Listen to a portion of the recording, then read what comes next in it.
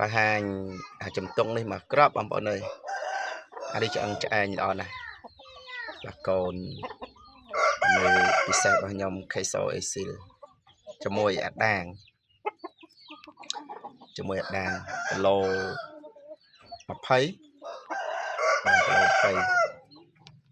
មន់4ខែសម្រាប់បងប្អូនស្រឡាញ់បាទចែកជូនបងប្អូន35បាទ35ចេញសេវាឲ្យដល់ភ្នំពេញមកក្រោយនេះដឹងថាអេមសេមកអូយឆាប់លេងខ្លួនដល់កជើងស្កាជើងស្ងួតរឹង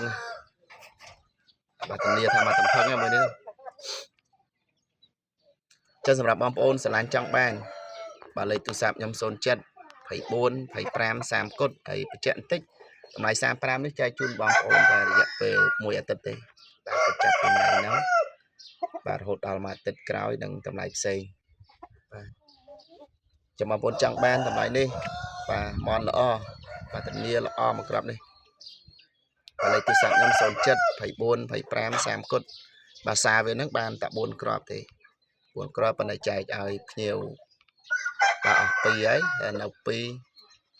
បាទ4ហ្នឹងបានឈ្មោល2មេ2មួយចាស់គាត់ចូលមកគូទៅនៅសល់មេ1ឈ្មោល1ប៉ុន្តែមេបាទអត់ចាប់ដាក់មួយគ្នាដើរ